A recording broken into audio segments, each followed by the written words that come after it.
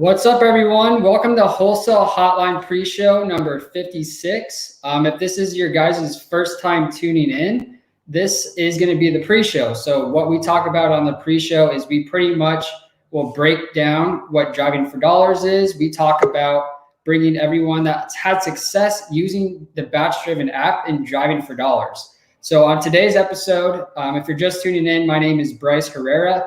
And we pretty much just break down Driving for Dollars and how to get your first deal. So today in the backstage, we have a new guest. His name is Andrew. He actually was driving for dollars and stumbled upon his first deal. Because of the BatchDriven app, he was able to make his first assignment fee of $23,000. So his first deal, Driving for Dollars, he was actually able to put some money into his pocket.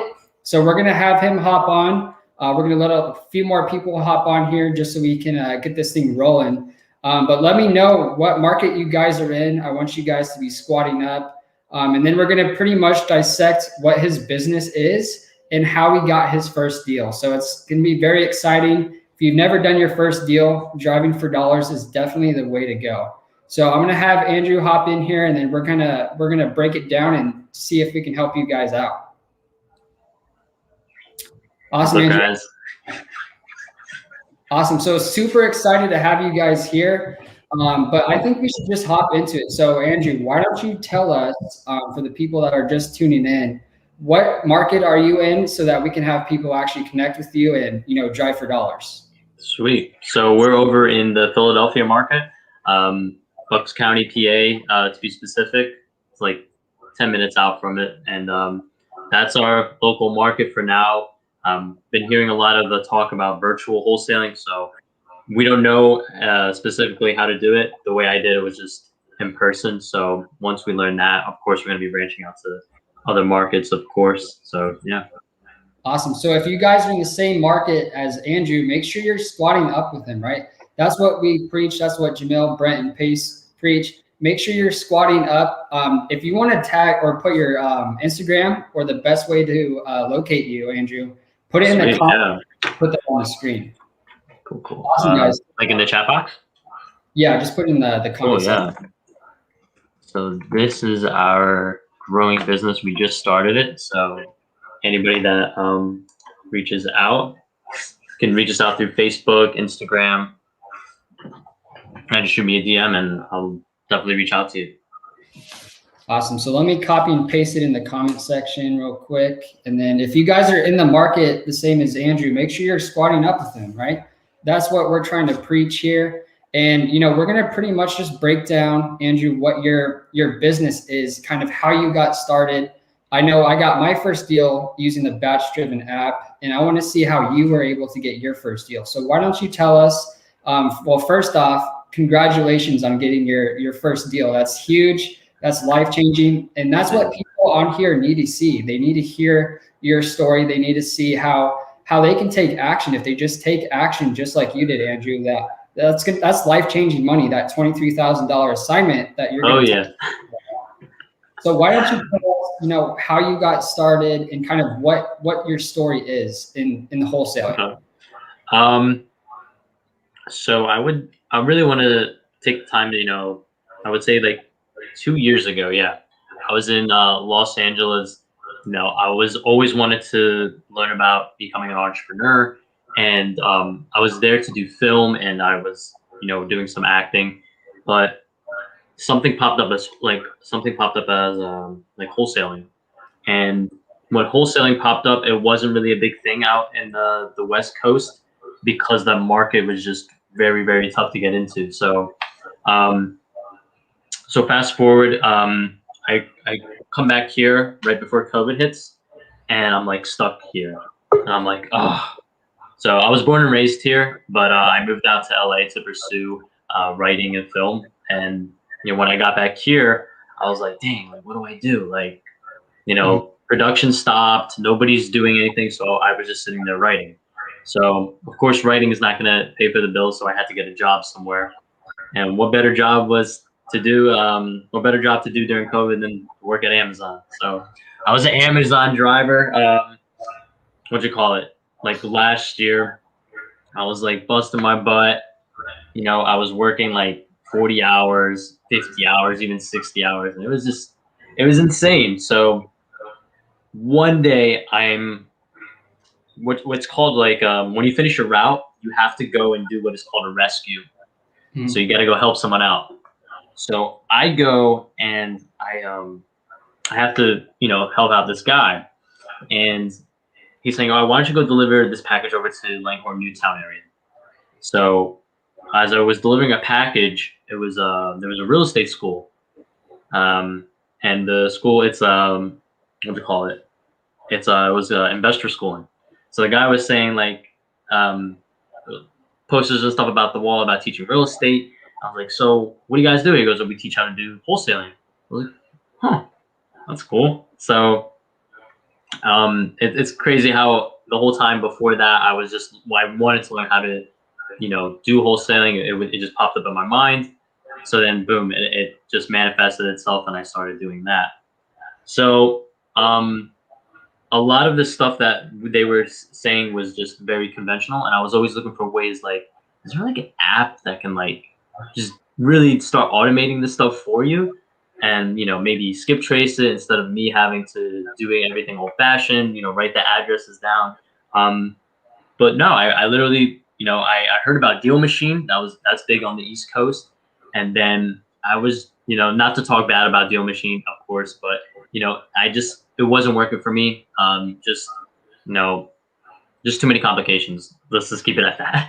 But then I found out, I hopped on YouTube and I was looking for other apps, and I actually stumbled upon Cody Barton's YouTube channel, and he said, "Yo, you guys got to hop on BatchDriven." So I was like, okay. So I hopped on BatchDriven and I started playing around with it. It was so cool. Like you could literally pull up a list of vacant absentee owners. That was my list. That's what I went for. And literally pulled up a list. There was I believe like 200. And I went around and drove around it. And I was kind of used to it anyway because I'm like used to be an Amazon driver, so it's like whatever. So you go do it, and lo and behold, I check the what you call it. I checked to see exactly what I could do with this list. So I started out doing direct mail with it. I haven't really gotten any success with it. And then I learned about the text messages, the text campaigns, and that's when things started to start rolling. So I sent over 200 texts, and what do you call it? Out of 200, half of them said, "Stop. I'm not interested." Another half was like, you know, who's this, or all that. And then out of 200, there was one person that said yes. So Right. one person, that's all it takes. That's all it takes. It takes that one person, and that's how I got started as well. Is actually taking the advice of Cody Barton. He broke down what his daily schedule was on one of the podcasts that I listened to, and I copied his exact schedule. I was driving for dollars 6 days a week. I was adding 25 to 30 properties using the BatchDriven app. And then I'd go home and I'd cold call and I would text these people. That's all there was to it. Finally, after the 3 months came around, I found that one person that was looking to sell, and it turned into my first contract. And it's really just changed my life from there, just from this one simple app, right?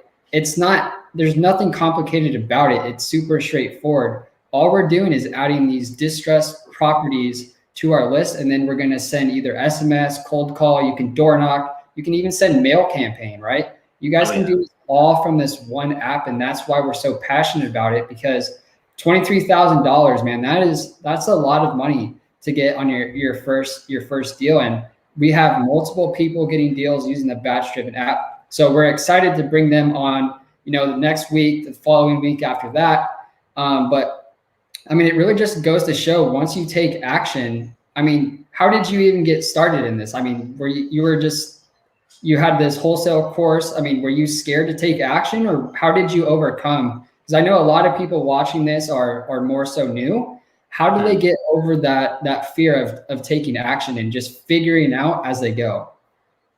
Well, I mean, it's all really how you look about it at the situation.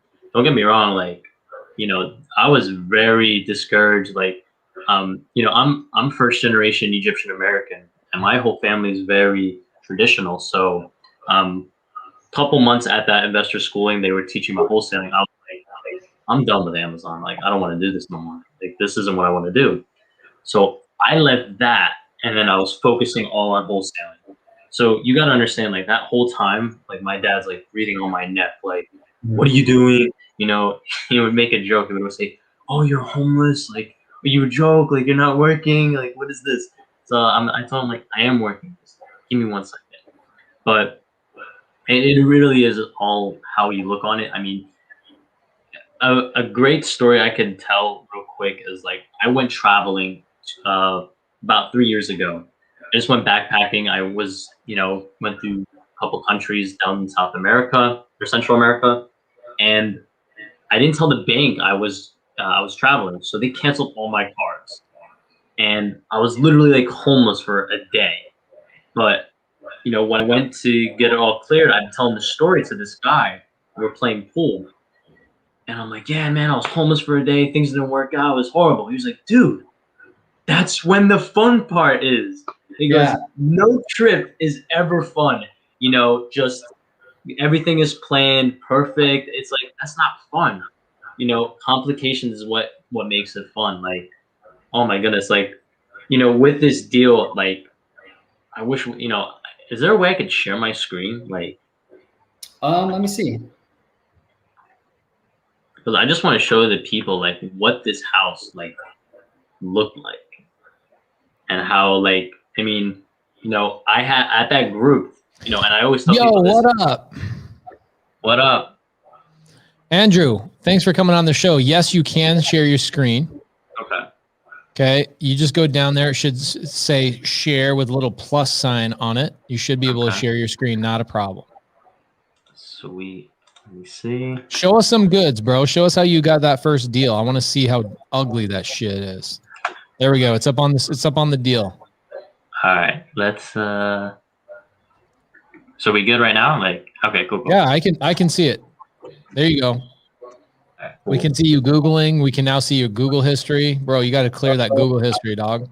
Come on, dude. I'm busy making deals out here. We don't got time for that.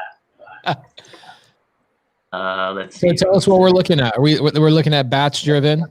This is BatchDriven right now. What's up, everybody? Thanks for coming into the warm-up show with Bryce and Andrew. Give Andrew some love for coming on here, getting a deal done.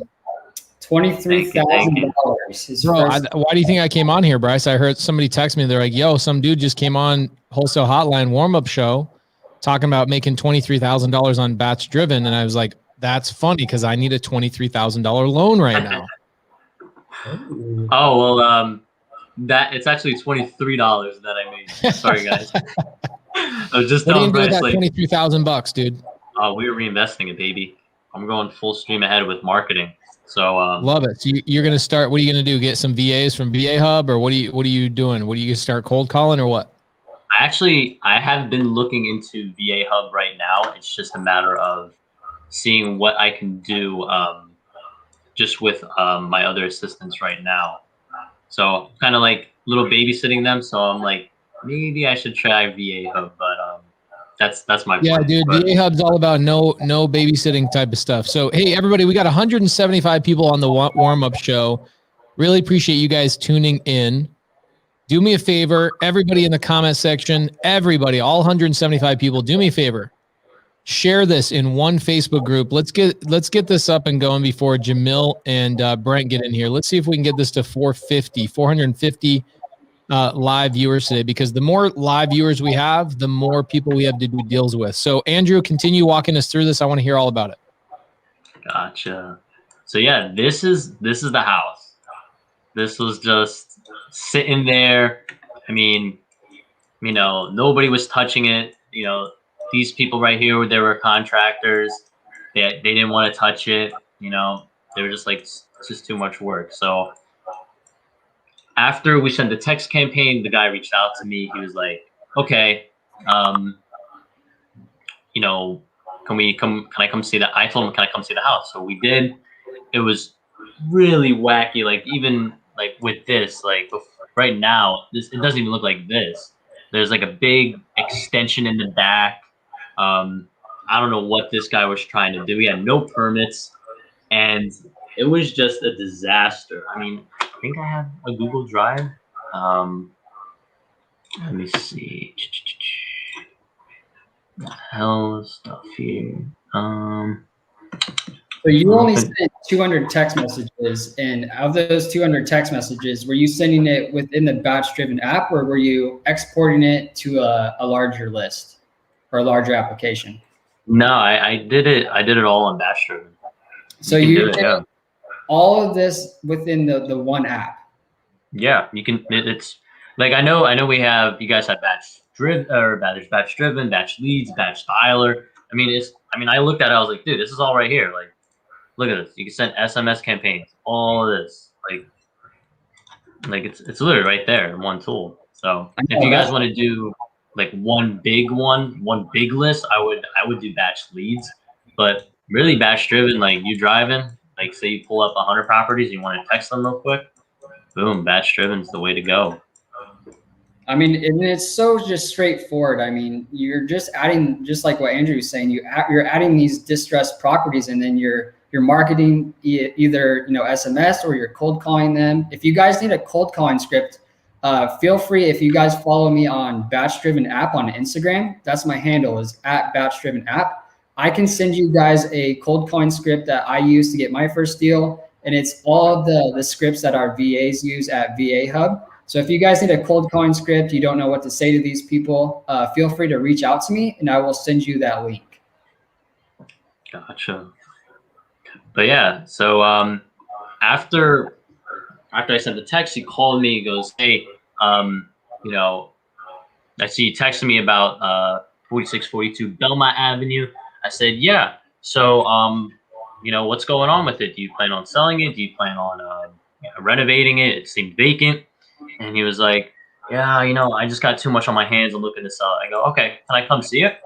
So this was like right down the street from my house. And I'm like, "Okay." So we go see it. Yeah, we go see it. It's like 10 minutes away from my house. We go see it. And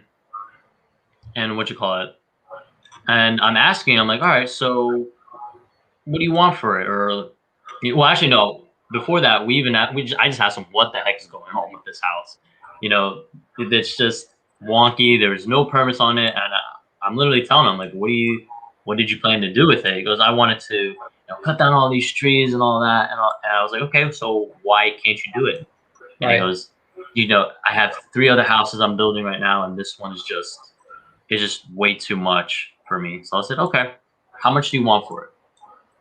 He said, "Dude, I've gotten offers for 20, 30 grand." I'm like, okay. So automatically in my head, I'm like, I can't offer that. So I said, "How much do you want for it?" And he started at 70, and I said, "Can you do any better than that?"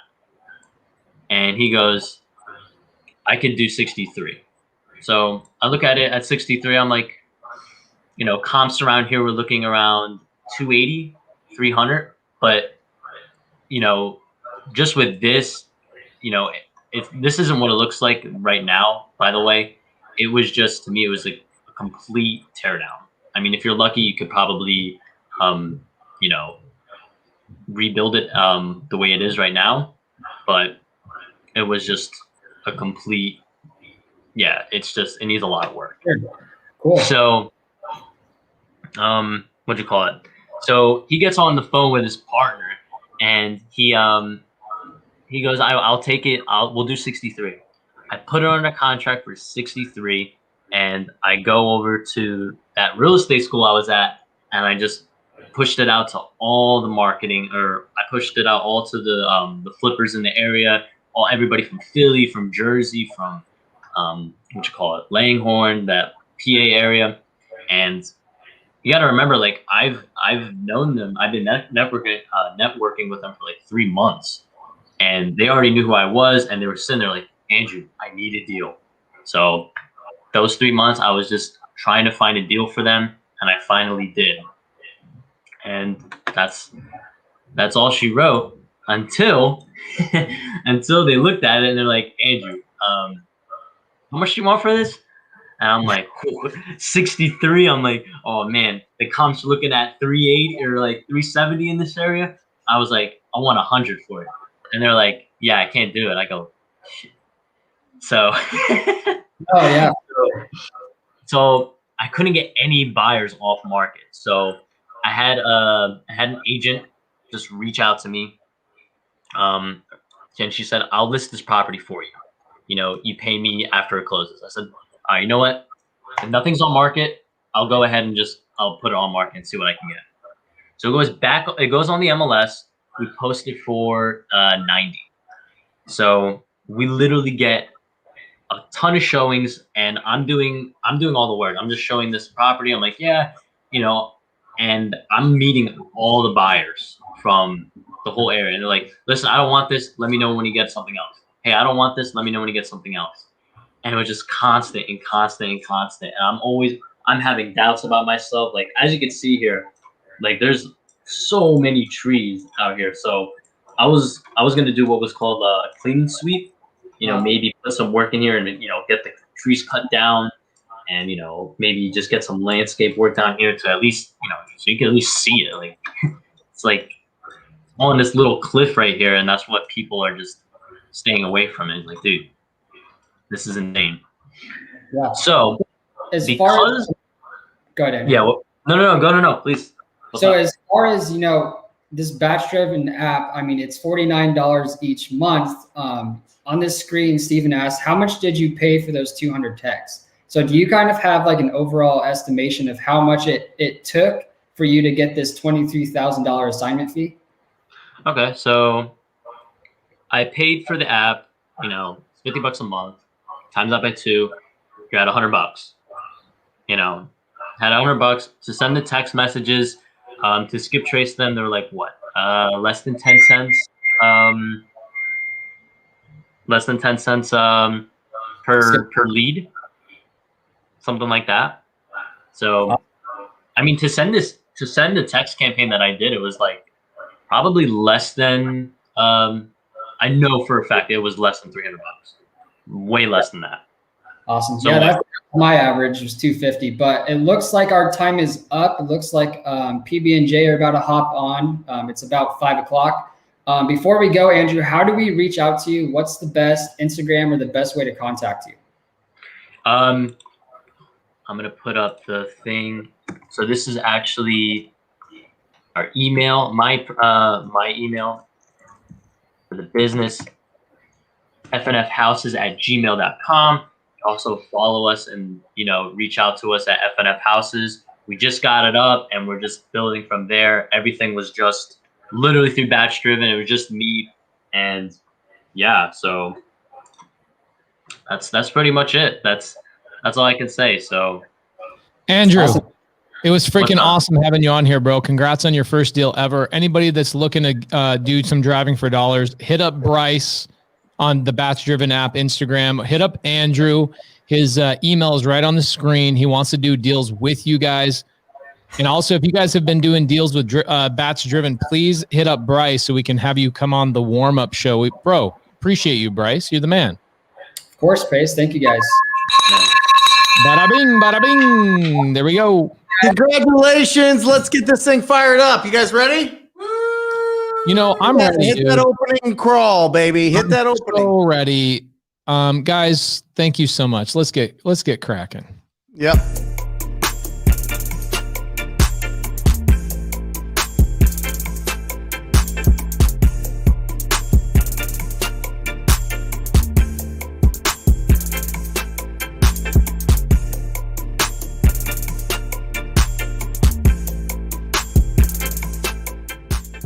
Welcome to Wholesale Hotline, where we cover everything to do with wholesale real estate. I'm Jamil Damji. I'm Brent Daniels. And I am Pace Morby. And together we cover the most important parts of wholesale real estate. Lead generation. Conversion of sellers into contracts. And dispositions. Guys, remember when you're watching this show, do us a favor and squad up in the comments. Make sure that you are liking and subscribing to the YouTube channels and in the Facebook group Wholesale Hotline. Most important, we want to know we're doing a great job for you and helping you build your business. So go give us a review on iTunes and or Spotify. So squad up and enjoy the show.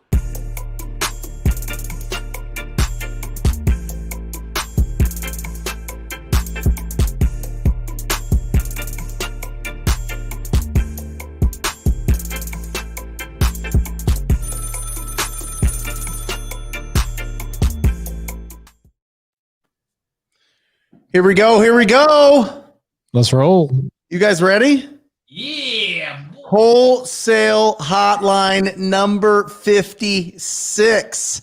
The LT, the Lawrence Taylor of shows tonight. That's right. I'm bringing LT back, baby. I know you're not big NFL guys, but listen, he had 132 and a half sacks in his career. We're going to answer 132 and a half wholesale questions in the next 90 minutes. So let's bring the heat. Everybody, thank you for joining me. I am Brent Daniels, Mr. TTP, Mr. Talk to People, talking everything lead generation. We've got Pace Morby here talking about converting all of those sellers, giving you all of the scripts and tactics that he uses to get so many deals, not only here in Phoenix, but across the country. And then we've got the man, the man that set this whole show on, the guy that put this this literally was born from the synapses of his beautiful brain, and that is Jamil Damji, talking everything exit strategy and disposition. This guys right here, these three guys on the screen that you see now,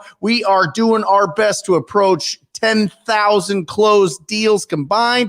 Most of them happening from this guy, but we've got it. We've seen it all. We've heard it all. We've been around it all. We're ready for you. We love you. Make sure that you put in the comments where you are from so that you can squad up with other like-minded people in the comments section. Guys, how we feeling?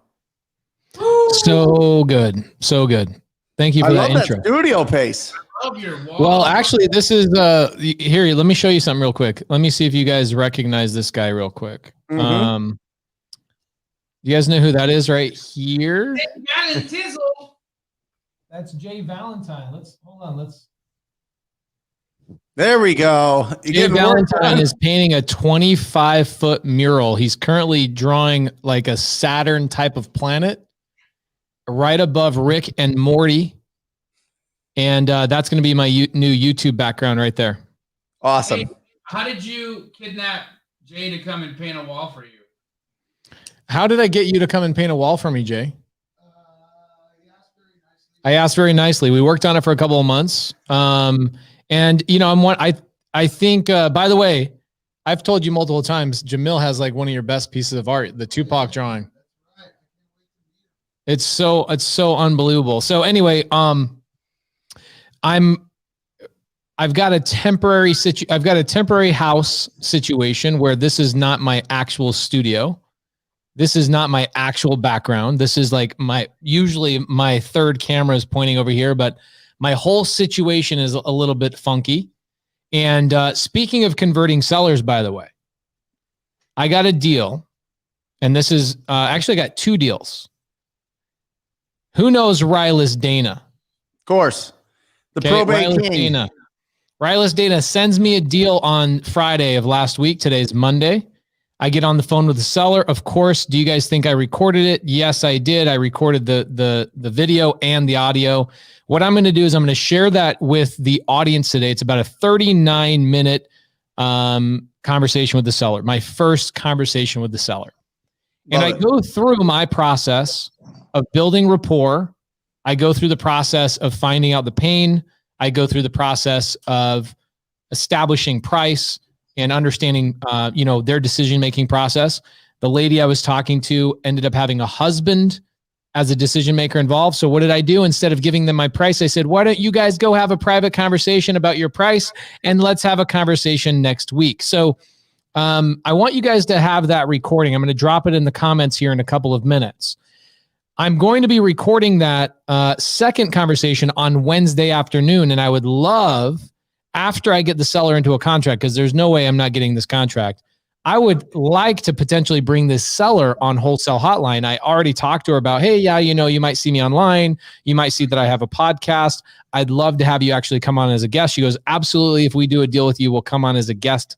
And I want to walk you guys through the process today of how that deal and multiple deals I've done with Jamil through Rylus Dana have been deals that cost me $0 of marketing, $0 of anything. Because isn't that the topic of today, is how to do deals with $0? Yep.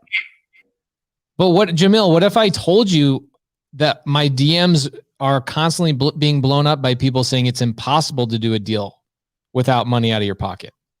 I would say that it sounds about right, because the same thing happens in my DMs too.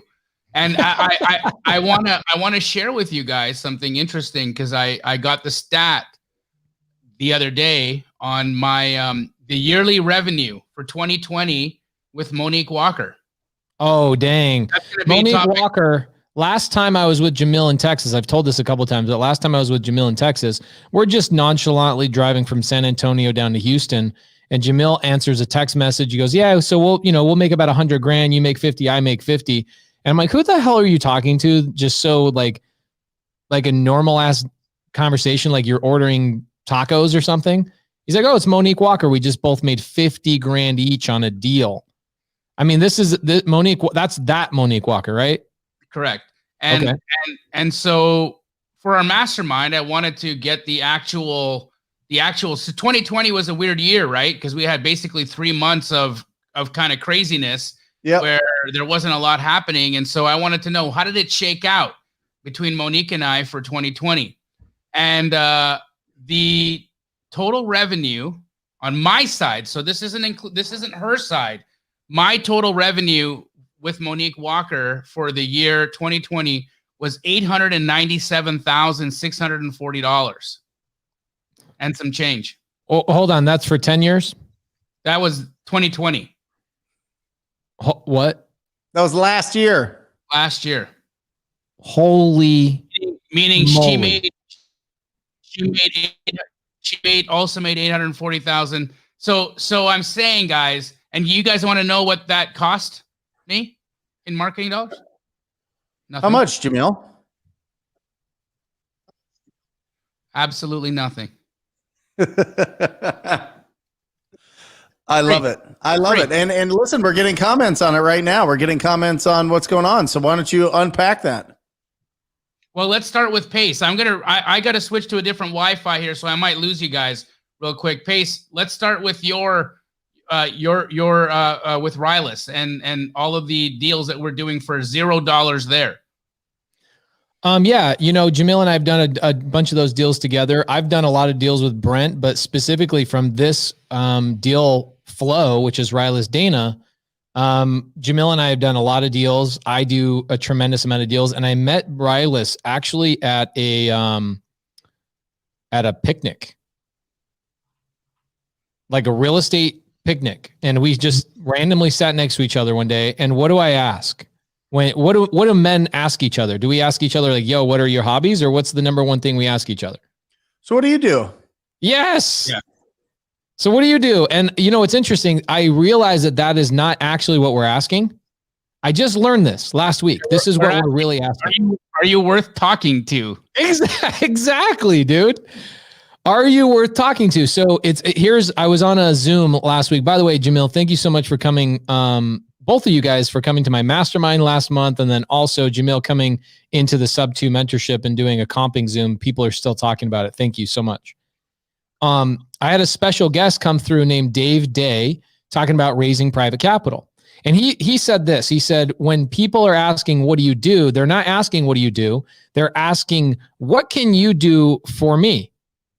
That's really what they're asking, right? So when I asked Rylus Dana, I go, what do you do? I'm thinking, it's actually two things. It's what can you do for me? What can you do for me is like the selfish person. And then the person that we're all trying to be is, what can I do for you? Because I don't want to waste your time if the value that I have, because we all have our own intrinsic value. If my value is not good enough for you, then I want to move to the next person in the party that can actually utilize my value. So Rylus and I find out he's a probate attorney. Check this out. the buddy who's hosting the little shindig comes up and he goes, Pace, don't even think about stealing my probate attorney. Don't steal my probate attorney. Right. And Ryla says, I'm a probate attorney. And I go, oh man, that's cool. You know, it sounds like you and Danny are doing deals. And so I go, hey, if you ever have something that Danny doesn't want, because, you know, Danny's a real estate investor as well, he throws this shindig together, it would be a faux pas on my part or a mistake, a social slap in the face for me to steal his referral source. So I said, if you ever have something that Danny doesn't want, right? This is part of not taking no for an answer ever. If you ever have something that Danny doesn't want, let me know. So about a month later, Rylas reaches out to me, goes, hey, are you serious about like helping me in my business? Because I have a client who inherited a property an hour north of Show Low. What's an hour north of Show Low? It's between Winslow and Albuquerque. Nothing. So did I say, no, I'm not going to help? No, what I did is I went to my amazing wife, Laura, and I go, hey, babe, we're going to take a 2-day vacation up to Show Low in the middle of nowhere. So I drive up to this house, I do drone shots, I get into the house, I do all the photos, send them to Rylas's client, and I go, hey, I'm probably not a buyer for you, but at least you know the house that you're inheriting from your uncle that passed away. He calls Rylas. Rylas calls me and he goes, dude, I've never had an investor go out of his way to bring that much value to me with nothing to gain. And I said, Rylas, I do have something to gain. I gain your relationship and I establish that I'm the kind of guy you want to do business with. So you let me know when you want to start sending me more deals and more opportunities. So let's cut this story down. I have made probably not anywhere near what Monique Walker and Jamil have done in the last 2020, but I would say that we hover around $40,000 a month on average just from Rylas Dana. Okay. Now, what's cool is over a year or 2 years of working with each other, about the year mark, Rylas comes to me and goes, hey, do you mind if I get paid on these deals? Like, I appreciate you providing a lot of value to me, but I would like to make money on these. I go, hey, man, as far as I was aware, probate attorneys can't make money on referrals. He goes, oh, no. Everything comes down to disclosure. If I disclose to my clients that I will make a referral fee off of referring you, then I can. And since a deal about a year ago, I have been paying Rylas a $5,000 fee every time he sends me a client. Do you think he's ever going to answer a letter, a phone call, or anything from another investor? No. But I made a probably $400,000 to $500,000 last year and $400,000 to $500,000 from Rylas. One relationship. And I don't know what Jamil has made. Jamil's probably made $100,000 to $150,000 on that relationship as well. Absolutely. And my buyers have also done really well. In fact, I went out to dinner on Saturday with the Chapmans, who wanted to thank me for the deal that I got from you that I sold to them. They ended up getting an attorney, getting that lady that was squatting in the house out, and turned around and made $170,000 on that flip. Oh my gosh. I believe it. All the houses are eating. Everybody's eating, bro. Everybody's eting. It's amazing. And all of that was from free. So here's the thing is a lot of people, all for free. So there's 3 buckets in my business. And I'm going to jot this down real quick for everybody. Everybody take notes on this. There's 3 buckets in my business. And I imagine Brent and Jamil are the same exact way. It's just maybe their buckets are different sizes, but I imagine you guys all 3 have the same buckets. Bucket number 1 is direct to seller, right? Jamil's probably bucket direct to seller is much smaller than my direct to seller because Jamil is primarily a disposition company, right? But still, we all do direct to seller to some degree or another. The second bucket is going to be JV opportunities, right? Somebody sends me a deal or I send Jamil a deal or Brent and I do a deal together, whatever. That's a JV opportunity. Real estate investor to real estate investor is a joint venture. Real quick, I just to piggyback off the first one there, Pace, the direct to seller, I consider agent relationship direct to seller. Not direct to seller on that contract. Just because there's a realtor involved doesn't mean I'm not working directly with the homeowner. Love it. Good distinction. Yeah. I have full control of the deal. I'm the party to the contract. I'm the one assigning. I'm the first in line. I call that direct to seller for free. I like that. Thank you for pointing that out. Yep. And then the third one, which one is it? What's the third bucket? Referrals. Yep. Right. So a referral is different from a JV guy. So a JV is going to be typically another real estate investor saying, hey, do you have a buyer for me? Or, hey, let's go fix and flip together. All three of us on the screen, we do a lot of JV stuff together. But a referral would be something like a probate attorney, or maybe a real estate agent that you're not direct to seller with, or Jamil has a whole bunch like insurance agents and stuff like that. Jamil's insurance agent, he has one insurance agent that's a freaking beast referral machine, right? So here's the thing is I'd love to deep dive and unpack this. And maybe we even have Rylas Dana come on as a future guest on the show. I think it is such a vital part of business is to have all three of those buckets. It's really hard, in my opinion, to scale with only one of those buckets. So here's my thought. My thought is, I go, why don't I create a probate attorney? How do I approach a probate attorney? How do I talk to him? How do I get referrals? So Rylas and I are creating a free probate attorney course for my sub 2 mentorship. So for the next 8 weeks, we're recording 8 2-hour modules specifically building out a probate attorney business. Zero cost of leads, zero cost of marketing. I've never even bought donuts for his office. All I've done is provided value in return. And if all marketing, if I decided one day, I go, you know what? I'm 60 years old. I'm going to hang in the towel. All I have to do is live on that relationship and service that client for the rest of my life. And from that one person, make $400,000, $500,000 a year. It's insane the opportunities that we have in real estate. It's insane what we can do. What about you, Brent? What are your 3 buckets and how are you doing free deals as well? Yeah, really interesting. And just so that there's clarity here, because I think that we kind of talk in a high level here. So Rylas is a probate attorney. He has people that want to sell properties. He refers it to Pace. Pace then takes that property and oftentimes sell it through Jamil. That's how everybody's getting fed there. So if you're a little bit confused, if that was a little bit fuzzy on how everybody was getting paid there, that is the structure. That's the relationship that Pace is talking about. And it's the absolute truth. I mean, listen, there's 3 ways, right? If you're going to be doing like wholesaling property, and that is you're either getting in front of somebody, you're prospecting or you're marketing, right? You are JVing with people. You've got a great buyers list. I mean, this is what Jamil has like totally broken the mold and shown everybody exactly how to do that business, which is getting a really robust cash buyer database and having people that are having either troubles building their cash buyer database, or what I have found, Jamil, is a lot of guys and a lot of gals out there, a lot of wholesalers love to hunt. They love to hunt. They love to go after those deals. They love to get those deals, but they have no interest in selling those deals, right? They'll have somebody take over. Go ahead. Did you ever watch the movie Year One? Amazing movie. Yeah. No. Okay. You got to watch it tonight. Okay. So anyways, it's Jack Black and that Michael Cera. Yes. And they're cavemen, right? And so all the hunters, they get all the glory.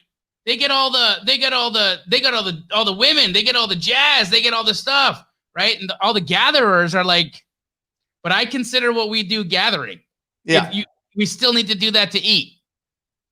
Yeah, but I mean, it's really interesting because I think the flip side of that coin is you went out and you started that relationship with Correct. Monique Walker. You went and started it with all these people in town. You went out and you reached out to all the real estate agents, all the other wholesalers, all the investors, and said, hey, I'm looking for deals. I'm looking for deals. I'm looking for deals. And at the time, you were really building it up as you were the buyer, right? You were building it as the buyer. You were able to close on those deals, and people brought them to you and they're like, oh my gosh, this guy's incredible. And then you would either close on them or you'd sell it to somebody else.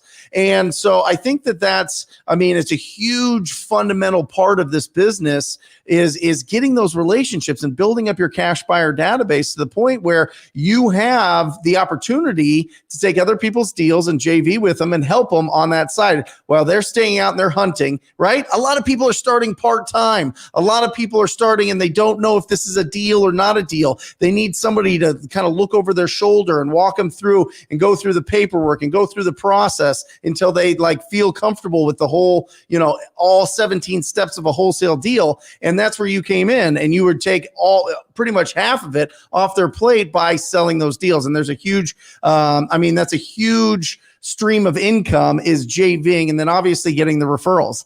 Getting the referrals are the absolute best when you've got somebody that is just going to bring you opportunities to close deals. We've done 2 this month that have been like that, where it was just like, hey, can you help us out? This guy has a property that he's going to lock up, but he lives in Salt Lake. Can you help him? Can you take down this property or can you sell it? Yes, we can. And then another one, somebody's out of town in Cottonwood, doesn't have buyers in Phoenix. So we bought the property at 190. It's worth 305. So, there's a ton of really great opportunities if you're out there and being loud. And that's what we talk about on this channel is be loud. 2021 is the year to be loud. Let people know what you're doing, document your day, showing that you are a real estate entrepreneur and you get the opportunity to JV and get referrals. That's the point of the show. Squat up. So if we've got realtor relationships, probate attorney relationships, what's another place for us to get a free deal? Driving for dollars. Okay. Driving for dollars. There's a little bit of cost in there and gas and maybe, the app, right? The BatchDriven, but I think it's very low cost. I would call that. And look, a lot of people are out doing jobs where they're out in the world, driving around anyway. So if you can figure out a way, like if you're an Uber driver, if you're a Lyft driver, if you're an Amazon delivery person, any of these pizza delivery, if you're doing anything where you're out in the world through the day, why wouldn't you be keeping your eyes open for distressed property or vacant houses, adding them to your BatchDriven app list, and then skip tracing them and calling those people in your off time? I don't know why you wouldn't do that. Well, and you can knock on the door. Or knock on the door. You know what I mean? If you want to talk about getting something for nothing, Kev put it right here, walking for dollars. You know what I mean? I've had deals, and you have people that have gotten deals from it, from riding a bicycle, riding a skateboard, whatever. You can find opportunity. Walking a dog. Right? Your first deal was while you were walking your dog, you were walking for dollars, right, Jamil? Like Brent says? 50 grand. In Canada. Mm-hmm. So, Brent, you just mentioned something. You said 2 people came to you and said, hey, I need help on some deals this month. Yep. So why would they come to you and what value do you bring to them in order to make money? Well, the opportunity, they know that I'm very active. My company is very active in the market, and they just wanted some help. So they reached out, and I turned them over to Jeremy. Jeremy sells your land deals. Jeremy does a great job of really nurturing the relationship. And it felt like a little mini Keegley type of thing. You know what I mean? It's just on a much, much smaller level for sure. But it was just the opportunity to help somebody out in our community. And they make a ton on them. They're each making, they got fantastic deals. And that's really the start of it, is making sure that you get a fantastic deal to be able to put in front of other people. But it's just building a reputation that you know how to close deals. If you know how to close deals, deals will find you, because that is one of the most frustrating parts. You get so excited and you get so much energy and you get that property locked up, and then all of a sudden you go, oh no, what do I do now? Okay, well, I'm going to post it on Facebook. Well, people are being weird there. Okay, I'm going to post it on Craigslist. Oh, I don't know. There's a bunch of random people talking to me there. I'm going to go and try to DM some people that I follow on Instagram. Oh, they're not responding. What's happening? All these things. And then you start getting really, confused about what you're supposed to do. You're getting frustrated. You inherit the stress and anxiety of the seller because now you're like, what do I do with this deal? I don't want to back out. I don't want to disappoint the seller. So that's why this show's around, right? To squat up before that even happens so that you have some backup, so that you have a community, so that you have people here that can help you out. And that's why, Keegley's kind of spreading throughout the whole country to be able to provide that. So it's just, once you get to the point when you've built up a nice rhythm of finding opportunities and selling those and being loud about it, people will seek you out to help them out. And in exchange for helping them out, you split the deals with them. It's pretty typical. Speaking of Keegley going across the country. So Thomas Martinez, who was one of our most viewed episode of all time, it was back in January. So if you guys have not gone back and heard that, go back to iTunes or Spotify, go look up Thomas Martinez, Rochelle Jarvis, oh my gosh, Brent Bowers. Like, we've had some amazing guests on the show this year so far. Amazing shows. Go back and watch those. Thomas Martinez is coming into my Sub 2 mentorship on Wednesday to talk about how he's expanding and how people can work with him in a more intimate conversation, right? A more intimate one-on-one experience. So that's happening Wednesday inside my mentorship.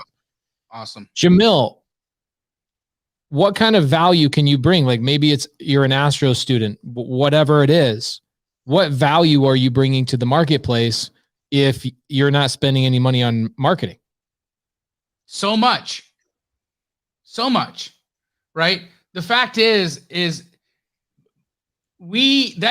so lazy for us to think that the only value that you can bring to a business model is cash dollars or cash marketing. So good. It's like, that's the American thought process, right? Oh, I'll just spend money and my phone will ring. I have seen more wholesalers go out of business with that mentality than anything else. In fact, I have a very friendly love for our competing franchise out there that's in the wholesale space.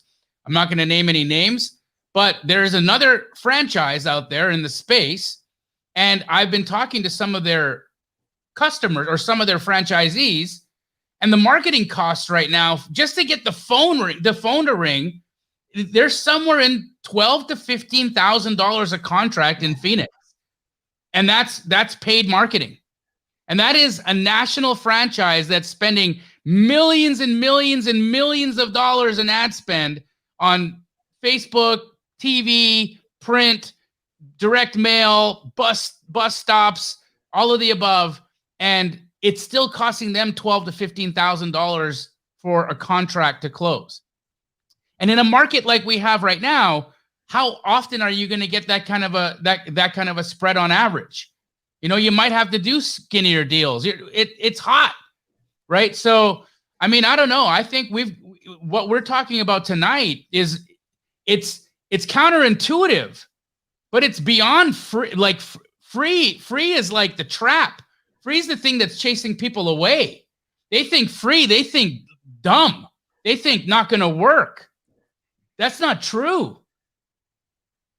You add so much value to the marketplace when you bring understanding knowledge of comps, when you bring understanding buyer knowledge of like what are the buyers really wanting over here. When you have your finger on the pulse of liquidity in a market, you know a lot. Okay, I got a question for both of you guys. Yeah. Okay, you guys know about this challenge thing that I'm going to be doing sometime this summer, where I go sit on a park bench with no money in my pocket. I'm going to start all over. I'm not only curious, but I genuinely need your guys' insight and consultation here. Okay, I take Jamil. This is Jamil. We're going first. Brent, we're going second. Yep. Jamil, I take you. I put you in Omaha, Nebraska. The phone that you have is a flip phone, and it has none of your existing contacts other than your wife and 911 in it. What are you doing? What's your first thought that pops in your head? How I got to go make money in this town utilizing what I already know in real estate? Here's my order of operations. Ooh, hold on. I'm writing this down because I might have to like literally do one by one at a time. Let's go. I love this. So I have a flip phone, right? I need to get to a library so I can have access to internet. Right. Right. Do I have any money, Pace? $100. Great. I'm not going to the library. I'm going to T-Mobile because I can go get a cheap ass phone with an unlimited data plan.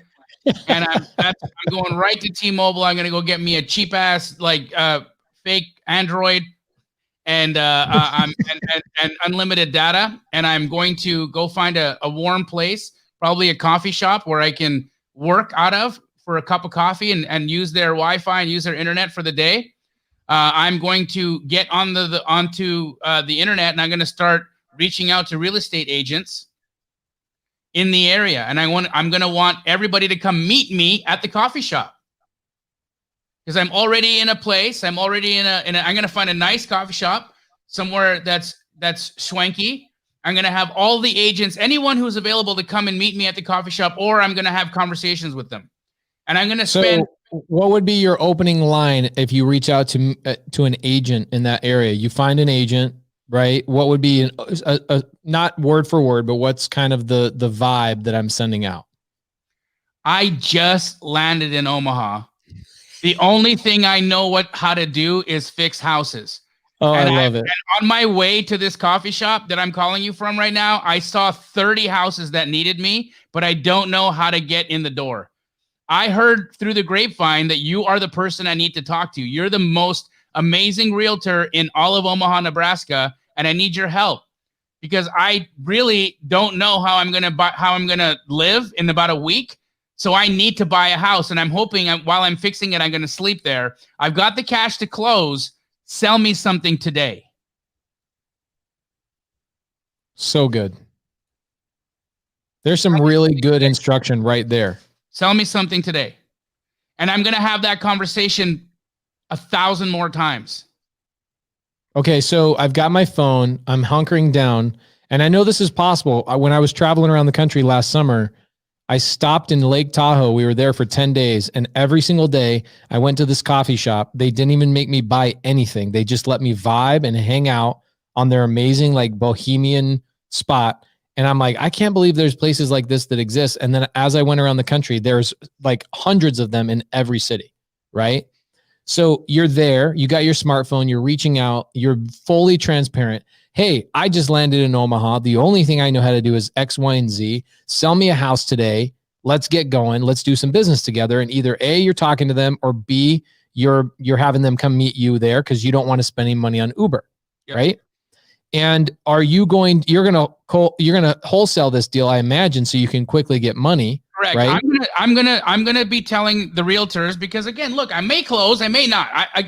Look, what my exit strategy is my business, and I don't need to tell anybody what I'm gonna do with the house until I know exactly what I want to do. So my intention is I want to buy the house, sleep in it, fix it. Okay. So that's what I'm going to say. I'm going to close this thing in 7 days. I need it not only for a project, but I need it as a place to live. What can you sell me that I can close on immediately? Love this. I'm going to have this conversation, like I said, 1,000 times. As soon as I get one under contract, and that'll happen within 2 days, 48 hours, I'm getting a deal under contract with that action. There's not a single doubt in my mind that that's possible. 100% possible. 48 hours, I'm getting a house under contract. Then the next thing. Can I stop you right there just for the audience real quick? Because Brent reminded me that sometimes we go way too fast. Okay, so audience, listen to what Jamil just said. For anybody that hasn't done a deal yet, Jamil just said that within 48 hours using this text and doing outreach to agents, he's confident he could get a deal in 48 hours. Okay, no cost. Now, the challenge is, can you scale an entire Keegley business on one relationship with an agent? No, you got to start hiring employees and all that kind of stuff. But just to get thousands of dollars coming through the door, tens of thousands of dollars, all you need is one relationship with one agent. So what's keeping you guys? What questions do you have for Jamil while we're on him? Well, What is keeping you guys from going and getting a contract within 48 hours? Here's a question from Paul. It says, how do you contact the agents? Right? So what's the resource that I'm going to use? I don't have an agent database, right? I don't have access to an agent database right now. I'm dropped off in Omaha, Nebraska. I have no contacts. So I'm going to go to Zillow.com. I'm going to go to Realtor.com, and I'm going to just look for real estate agents there. I'm going to Google real estate agent Omaha, Nebraska, and I'm going to just start going down the line. I'm going to find a link to their board of realtors. And within their, somewhere in their board of realtors or the Realtors Association, I'm going to find another agent list. I'm going to go look for the top real estate agent awards in Omaha, Nebraska. And I'm going to I got a question. I have a serious question for that. Okay. So I know that there's title companies. A lot of people don't know this, but you can call your title company and you can say, who are the top 25 agents representing buyers and who are the top 25 agents representing sellers in this state? And they will give you that list, right? They have that data, right? Well, that's how I plan to sell my deal. Oh, dang. Okay. I don't want to cut this up. I just wanted to make sure we were touching on this. It doesn't cost a lot of money. Now, here's my question. This is my real question. Is it better for me to reach out to an agent who's like doing 100 deals a year, or is it better to reach out to an agent that's like 10 deals a year, super hungry? What do you think? Yes. Or are you reaching out to everybody? Yes, all of the above. Everyone. I want the agent who's a barber. I want the agent who's an agent. I want the agent who's a rock star. I want an agent who's learning how to drum. I want every single one of them. All of them. Because it's just like a seller, it's all timing and consistency. I know that if I continue hitting these agents up with the right timing and I do it consistently, addresses will materialize. Always. Without fail. So how do I contact the agents? Am I just calling them or am I texting them? Calling them. All right. They're not responding to you by text. They're not going to respond. So does TTP stand for text to people or talk to people? Talk to people, baby. Love it. Yep. So then I got to sell my contract. I got a deal under contract 48 hours in, right? Yes. I got a deal under contract. I have a couple bucks left, so I'll have slept somewhere. I'm really good at making friends, and so I'm pretty sure that I'll find a free house. But anyhow, love it. I'm on day 2. I got a contract in hand. Now that I have a contract in hand, guess what that is? Honey to bees. And who are the bees now? Title officers, title reps. Now I have a contract. I got to go open escrow. So I'm going to walk that contract in, and I'm going to have left title TBD, and I'm going to see which title company is going to scratch my back and allow me to use their office that day. And I'm going to have their marketing person say, introduce me to all of your cash rehabbers. Let's call them all right now. I have a contract. I need to sign this contract. I want a list of all of your cash rehabbers that are buying deals. So this is an interesting point right here because we do a lot of deals in Phoenix, right? So what I tell all my title companies, whoever I have to go through, we own a title company. I know Jamil owns a title company. Sometimes I'm doing 2 transactions with your title company right now. And I let them know, hey, if you guys ever have if you ever have a wholesaler that can't sell their deal, please have that wholesaler contact me. I want to be that resource for them. Okay. I had a question the other day on a live where somebody's like, what's my script to a cash buyer? And I was like, what? I don't know that there is a script to a cash buyer because I think all you have to do is, I think I have a deal for you to buy, and they're going to be like dropping everything they're doing to chase you down for that deal. Right, Jamil? Every time. Every time.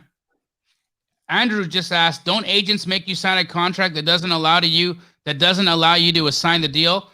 Andrew, it's possible, but what I can tell you is every contract is assignable unless it's stated otherwise.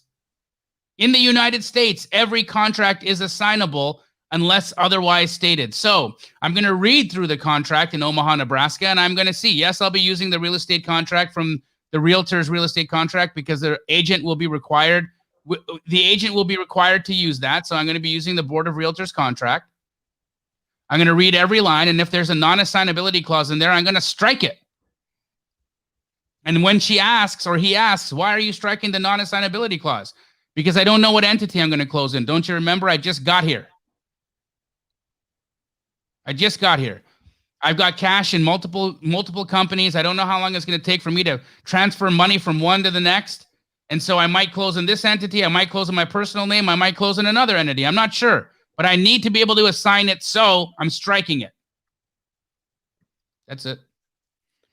So, Jamil, let's say hypothetically, because I've got an idea on this one. I want to see how creative you are. Because I'm now what we're gonna do is we're gonna challenge Brent here in like 5 minutes.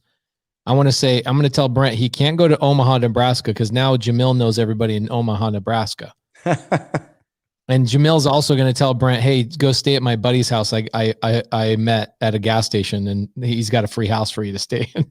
So here's my question.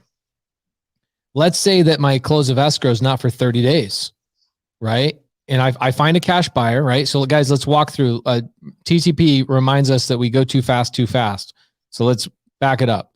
Jamil, we drop him in Omaha, Nebraska on a park bench. He has $100 in quarters in his pocket.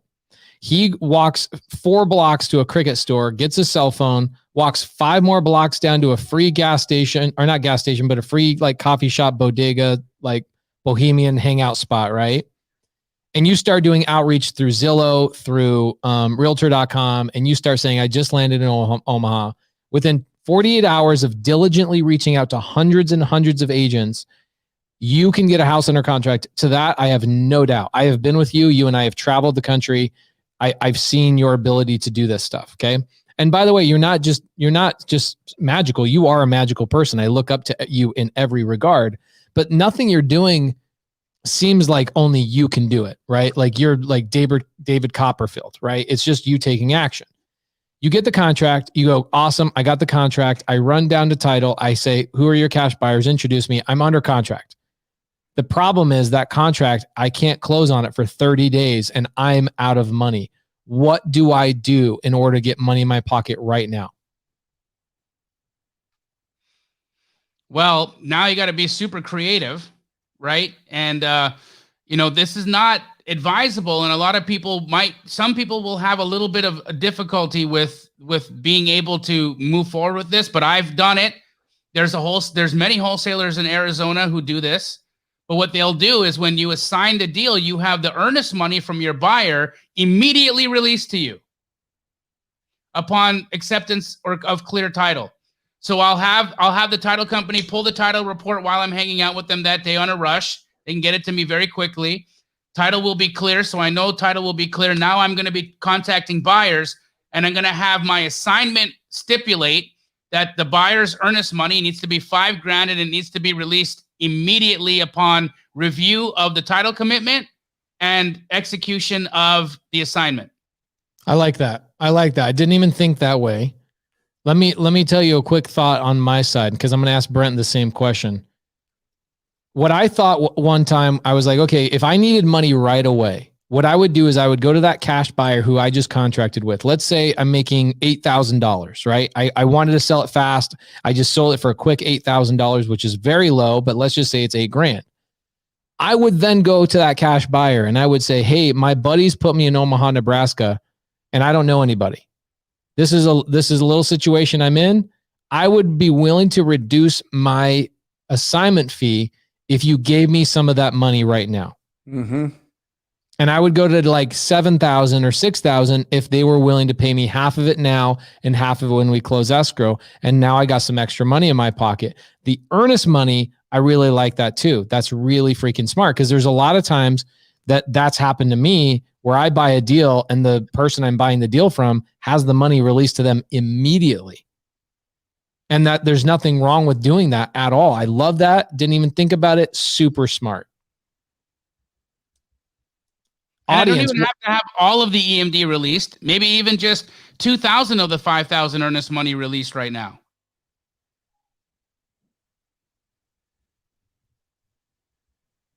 Love it. So what do you guys think about this? I freaking love this idea. Hey, Andrew had another great question here. I'm going to put it up. He was asking about earnest money. How do I handle my side of the earnest money because I don't have earnest money, right? Now, I'm imagining in Omaha, Nebraska, just like here in Phoenix, I've seen many, many $100 EMDs. I've seen $50 EMDs. I've seen $10 EMDs. Phoenix. I've seen $1 EMD. So I'm going to be really angling for a low EMD. Yep. But if I need to put up EMD, here's the way I'm going to structure my contract. Buyer to deposit earnest money at the end of inspection period. And then once I assign it, I'm going to have my buyer's EMD flow through and fund my EMD requirement. Yes, I like that a lot. And also I've seen buyers, I don't think they're in business anymore, and they were shady. This is not shady necessarily, but I have seen buyers that don't put earnest money in their contracts. And a lot of sellers don't know that they should have earnest money, right? A lot of sellers don't even know what earnest money is, right? We know what it is, so we overthink it, but I really do like that a lot. Our standard is $100, and if the seller balks at it, we raise it. We go, what would you like it to be? What would get you excited about doing the deal with us, right? Jamil, there's a couple things in there that I did not think that you were going to say. I like all of that. That's super good.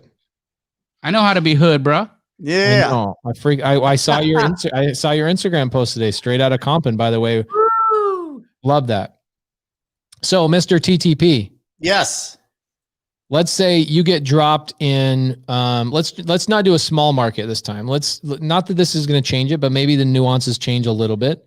Okay. But let's say you get dropped in Orlando, Florida. Love it. Okay, you're in Orlando, Florida. Same thing, Yep. $100. It's 9:00 in the morning, so you got all day long to figure out where you're going to sleep. You got all that kind of stuff. You cannot leverage any of your existing contacts. Yep. But you can leverage all of your existing intelligence and experience. Do we have a smartphone? Are we just doing let's say you have a smartphone. Let's say you have a smartphone. Okay. Let's say you have an iPhone, but none of your contacts are in it. I get it. I mean, we could do this with or without. You could go to a library and jump on the internet, but this is exactly what I do. I would go on to Google and I would type in "sell my house for cash Orlando." I buy ugly houses Orlando. Fix and flip companies Orlando, whatever it is. And I'd find the top 20 real estate investing / wholesaling companies. Okay. And I would steal Jamil's line and I would say, hey, listen, I was just dropped off in Orlando.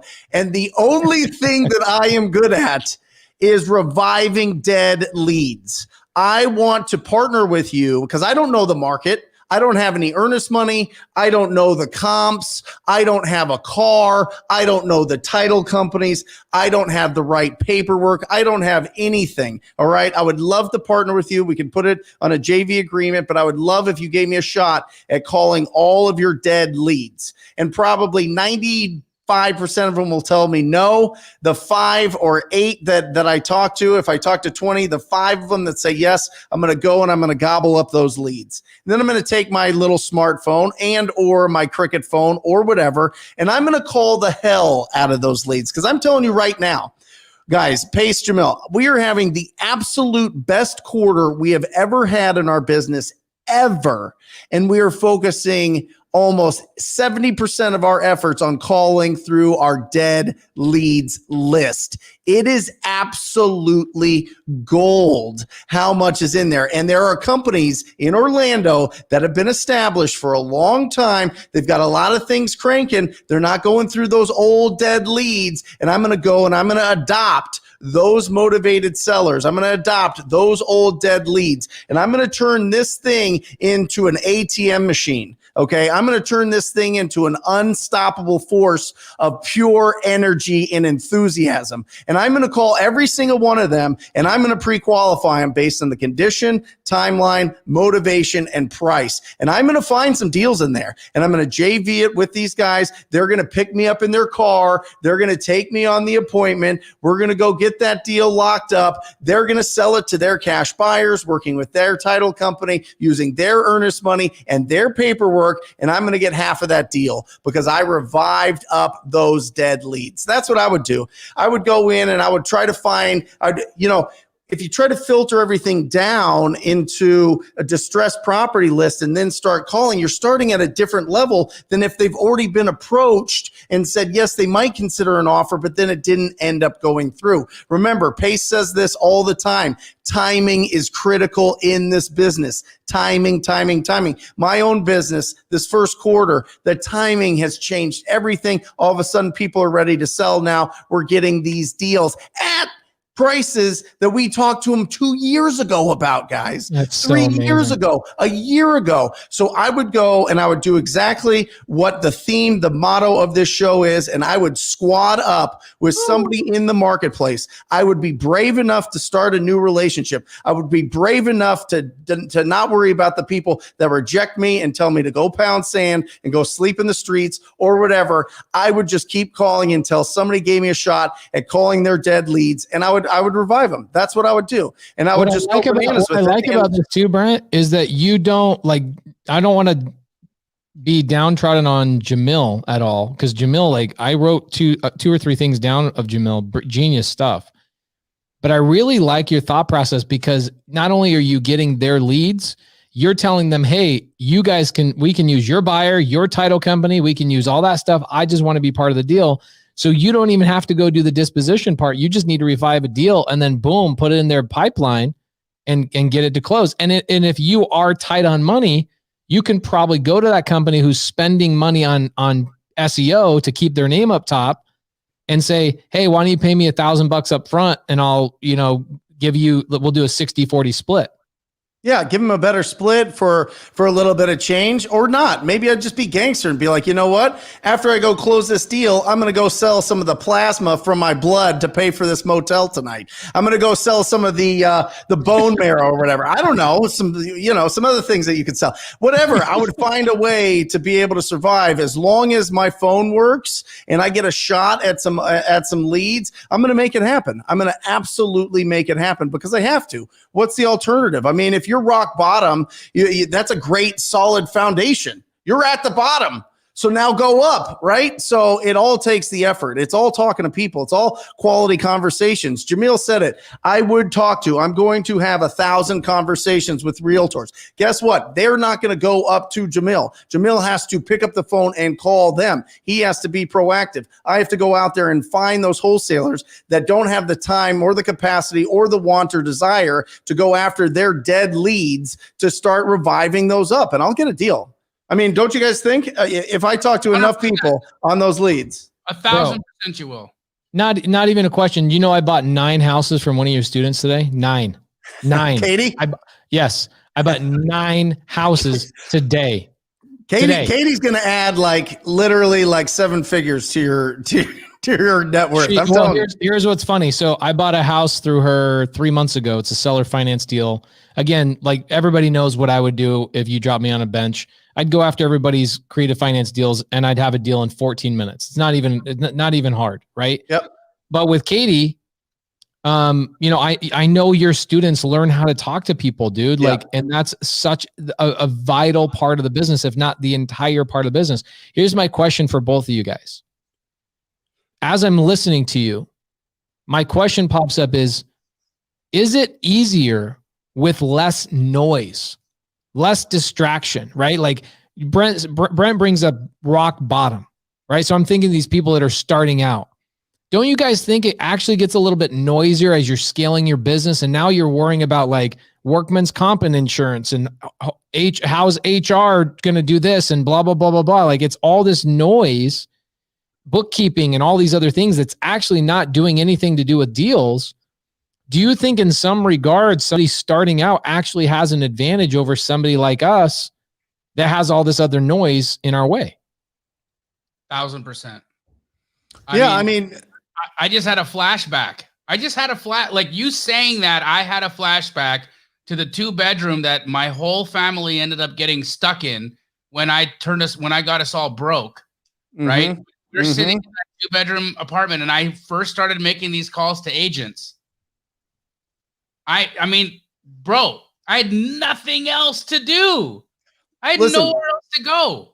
Jamil was in here last week, and I still pay. So you could look this up on the MLS here in Phoenix. I still have the lowest sale of all time on the MLS. It was $4,000 for a condo. Now listen to this, Pace. This is how broke I was. This is how broke I was, right? I was so broke that I couldn't buy this condo. Listen to this. The agent commission on it was $1,500. Okay. At the time, Freddie Mac was giving a $2,500 credit for closing costs for this deal. Okay. So the closing costs, so it was $4,000 minus $2,500 with my commission is $1,500. That's $4,000. I still didn't have enough money to be able to buy it with the closing costs. That's how broke I was. The lowest of all time. This is 2011, guys. Okay. This is 10 years ago. What a difference it makes. I mean, you think that like if things aren't going right now, you think that it should be, and you really overestimate what you can. That saying is true. You really overestimate what you can do in a year, but you underestimate what you can do in 5 or 10. I mean, it's just, if you keep going, if you keep having the conversations and building on it, I feel so secure in my life that I know without a doubt, if I lost everything, if some tragedy happened, something happened, whatever, I go back to zero.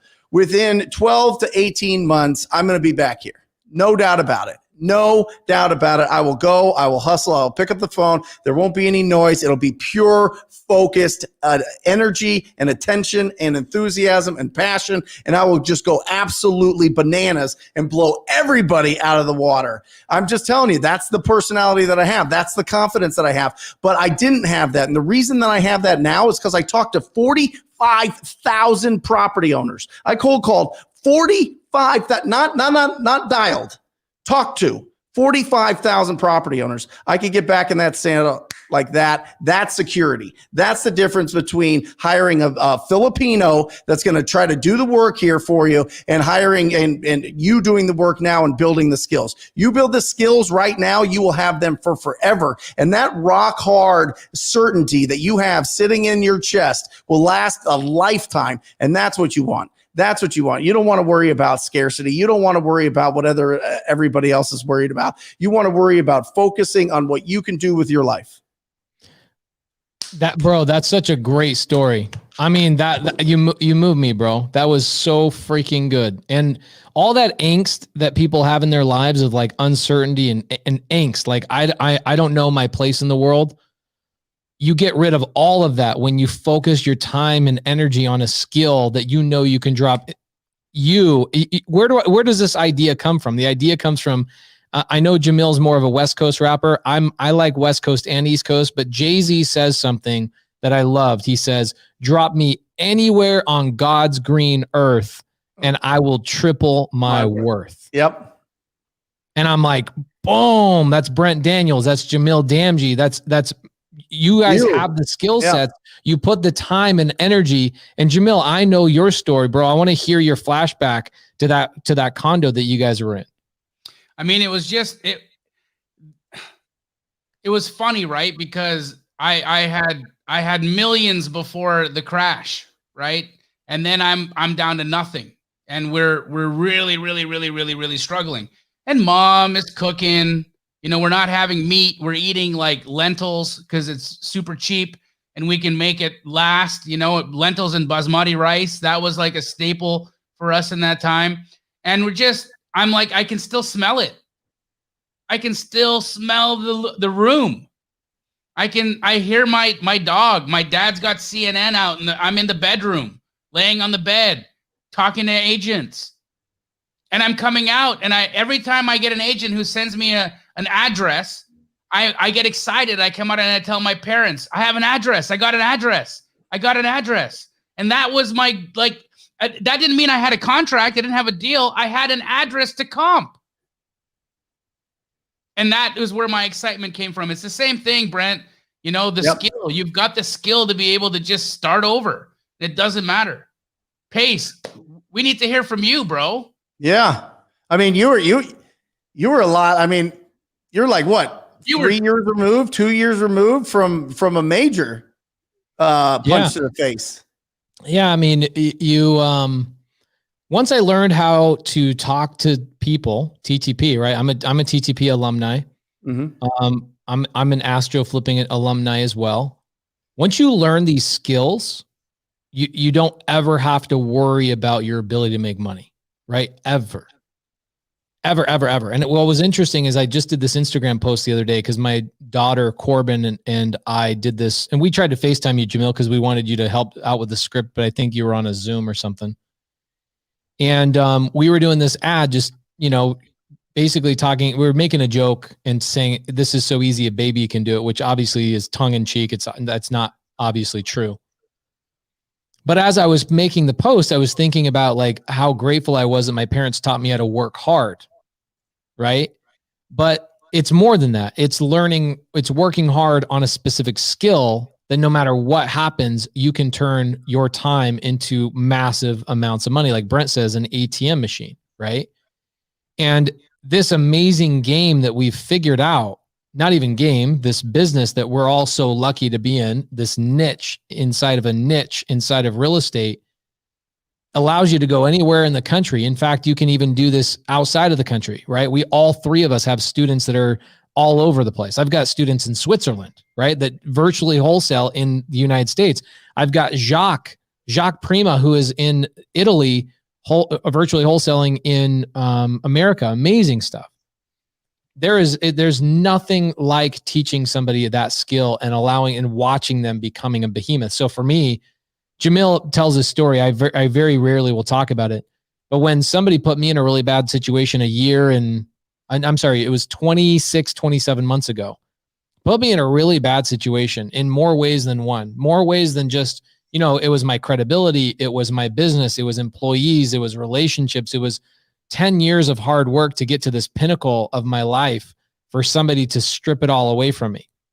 And Jamil, did I ever act downtrodden or in despair or anything like that during that time frame? You know what's really interesting, Pace, is that I didn't know that. I mean, I knew you were going through it, but I didn't know the extent of it until the conversation we had about the house you were building for your family. And that point, I was, because you were so lighthearted still. You're still Pace. You weren't sad Pace. You were Pace. Right? You're the same dude. Jovial, awesome, loving, happy, just, you know, still generous, sharing, giving, honest. All those qualities that you have that are real and true were there, even in your dark day. Right? You weren't a dick on the phone. You were a normal dude. And I remember that day so vividly as well when you called and you asked for us to have to wholesale that house. And that's when I felt the enormity of your situation. Because because you didn't give me that emotion until that time. That's when I knew, oh my God, he's losing his house. He's losing his house. Damn. You know, I didn't know until then. Yeah, I mean, it goes back to what both of you guys are saying, is that you get a skill and you're so absolutely secure in that thought process that you're like, nothing can touch me. Right? Yep. Nothing can touch me. And that's the power of what wholesale, and not just wholesaling cash deals, but wholesaling creative finance. Now, for me, you know, I was doing creative finance deals before that, but I had to sell my whole portfolio. I had to sell my personal home to keep my business afloat because that guy stole all my money, put me and my 165 employees in the crosshairs of near bankruptcy. I made it out. How did I make it out? Wholesaling real estate and creative finance. That's how I made it out. Now, in 26 months, we've acquired 130 cash flowing properties. In 26 months, we have 16, streams of income. And all of that comes from learning from Brent, learning from Jamil, being around the right people, and learning a skill that you never have to worry about again in your life. Now, this is why I wanted to point this out in the very beginning with Jamil. Jamil, and same thing with Brent. Jamil says, I'm in Omaha, Nebraska. Within 48 hours, I can go get a deal. 48 hours, I can get a deal. So my question to the audience right now is, what is it that you need from us three to go out and get a deal in the next 48 hours? Same thing with Brent. I feel like Brent's tactic, and there's 100 different ways you can go down this road, and Brent chose one that fits his freaking personality so well. Jamil picked one that fits his personality so well, and there's 98 other amazing strategies to go get your next deal. 98. Okay, my strategy would literally be this, very similar to Brent, which would be, hey, wholesalers, give me your 95%. You know, the 95% that say no to Brent. Brent can have the 5%. He's going to make a lot of money on those 5. Give me the other 95, because I can wholesale sub 2s. I can wholesale seller finance. Those deals that Katie's selling to me in my company, those 9, she will make enough money to buy 4 of her own rentals from the same seller. Wow. Okay, she's wholesaling those, right? So we got to remember, wholesaling creative finance is one of the easiest things of all time. So for me, I bought 9 deals. What did I pay? I paid Zillow price. I paid full retail. The seller says, I want whatever Zillow says. Done. You give me 2% interest on a seller carry. Done. In fact, I'll pay you 10 grand over retail. I don't care. I want to cash flow those Airbnbs. I want to cash flow those properties. Now, Katie made a healthy amount of money that she was able to go make that. So that's what I would do. That would be my strategy.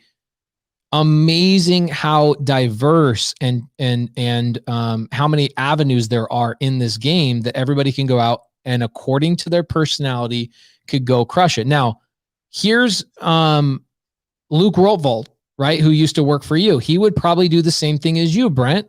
Cold call, right? I know what Thomas Martinez from Keegley would do. I know exactly what he would do. Something very similar to what Jamil just talked about. Going out and working with agents and wholesalers on either co-wholesaling or, hey, help me find a deal, right? There's 100 different ways to skin the cat. Now, that's also my question to both of you guys. That's also one of the biggest downfalls to this business.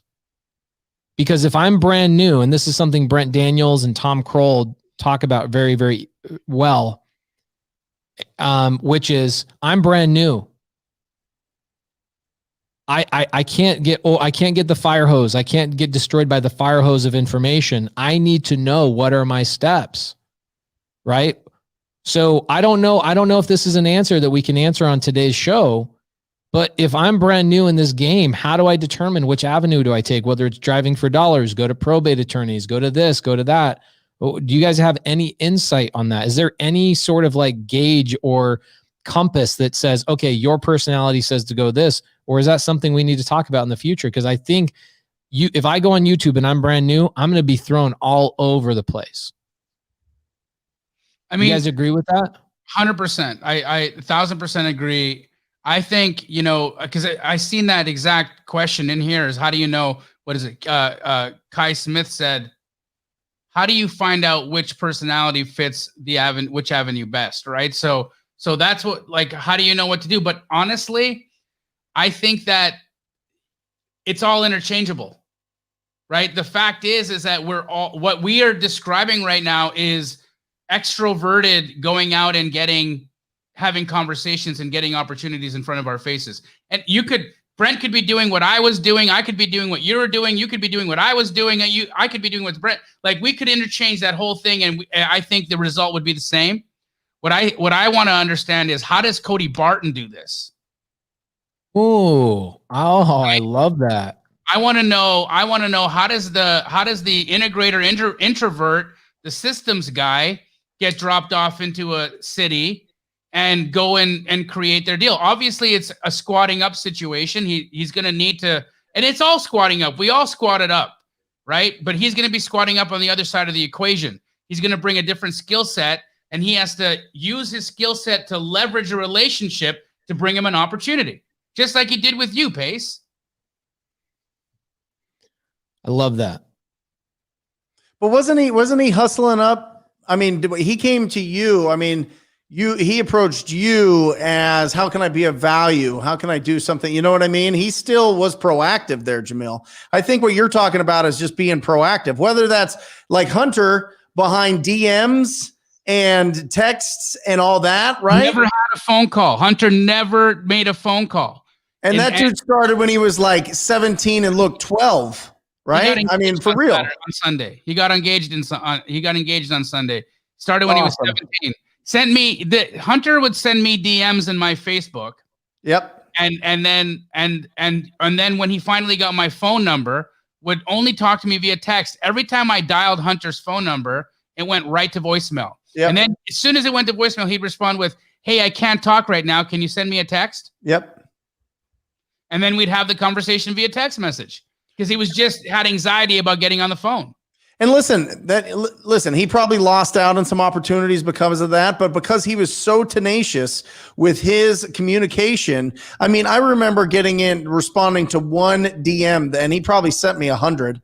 You know what I mean? To everybody. He sent it to everybody. He was everywhere. He was doing it all himself. He was just hustling. He was being proactive. And by the time that I responded to him, oh my gosh, the guy was, I mean, he was on it all the time. You could feel the hustle in him. And you knew that he was young. You knew that he was just, trying to exchange his efforts for, income. I mean, it wasn't like he was coming out with, a big, fat bankroll of somebody, investing in him and in his business. No, he was just being out. And I'll tell you what, you could do a lot of damage with DMs and text messages and everything, especially to distressed property owners or to other wholesalers or other investors.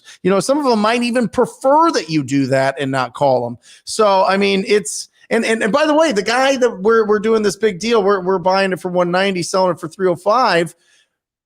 He texted Jeremy for like 2 weeks. He never talked to him. And we and finally got him on the phone to lock up the deal. But I mean, you could do a lot. If maybe you don't feel like you have all the skills of an extroverted, very enthusiastic person, then use the skills that you have to communicate through messaging. But just make sure that you're being, one, proactive, and two, you are over communicating with everybody. You lose when you ghost people. You lose when you can't close on deals. You lose when you overpromise and underdeliver. But you win even if you have bad news, you're there to talk about it and communicate it. I mean, there's a guy locally here that's been around for a long time that all he does is text people and get deals, and has been doing it for years and years and years. We've done a lot of business with him, Jamil and Pace and everybody. But it's all communicated. It's just over communication. Even with bad news, if you communicate, you're going to be in a better spot. So yeah, that's a really good point. One thing I can say is I tell my employees this. I go, there's no such thing as I don't mind bad news. I mind bad information. Yep. Right. Give me good information. Give me the correct information. As long as it's bad news, just communicate. Right. And you're going to get a lot of deals. Now, going back to Cody, I'll tell you what Cody's business looked like. Okay. Cody was generating leads, right? He was using Batch when Batch was like in their beginning phases. And he saw Batch on Steve Trang's show, and he had gotten a decent amount of deals, but they were all through text. Right? They were all through text. And so he just knew that there was a good amount of people that needed him to pick up the phone and convert. You guys remember Desiree that came on the show about 3 or 4 weeks ago, my private lender? That was mine and Cody's first seller. What did he described her as? Slippery. Oh, she's very slippery. And I tell her, I joke around with her now. I was like, you're one of the most slippery sellers we ever had. But you know what it required somebody to get on the phone and actually talk to her, right? Because what he was trying to do, to Brent's point, is like, you are going to miss out on some opportunity if you refuse to get on the phone, but it doesn't mean you're going to miss out on every opportunity. I would say Cody was doing a good job. He was making a living, right?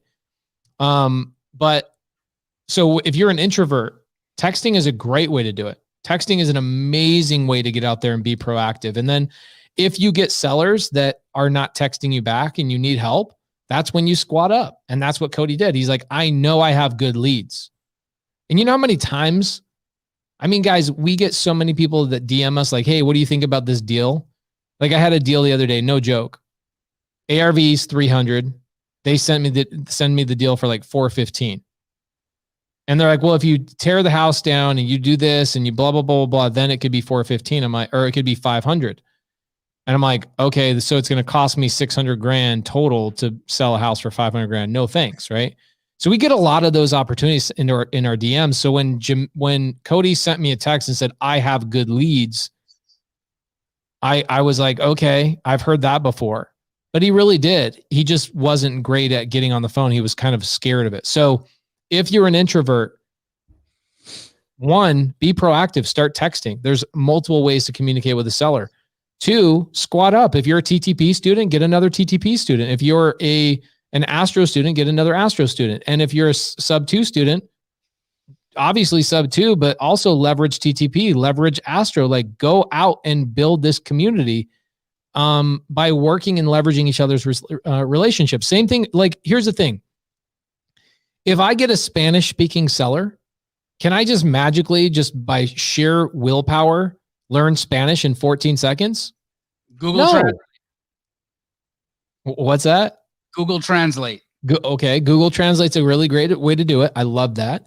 But there are ways that you can just squat up, go in a Facebook group, Wholesale Hotline Facebook group, go into, TTP if you're a TTP student or Astro student, or My Creative Finance Facebook group, and go, who speaks Spanish? You know how many people are going to climb all over that? Or, hey guys, I'm not great at talking to sellers yet. I'm still learning. Who can help me get on the phone and help me close these deals?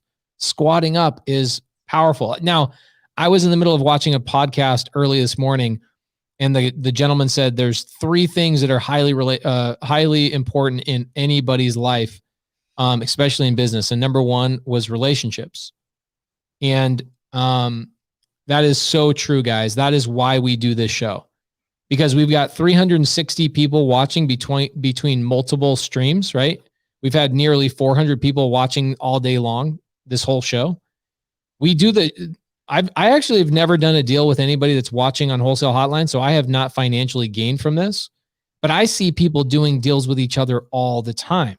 Yep. And that's why we do this show. We're trying to build a community. Now, could we record this podcast and just, would it be cool? Yeah, it'd be a cool podcast. It'd be a couple of guys talking deals and all that kind of stuff. But we want to give you guys a platform, an audience, so that you guys can go work and do deals with each other. And I see it the whole show, especially today. I think it's getting more and more and more. Some people aren't even in here to listen to the podcast. They're in here to squat up with people. It's incredible what's been happening in the comments. Like, it's nutty. Well, and I'll say, honestly, if you are one of those analytical people or introverted people, I have found that they're some of the best flippers and developers that I've run across. I mean, they just put together all the systems and put together all the processes and do a really great job. They're great. So as you evolve, I mean, listen, wholesaling is just finding discounted properties.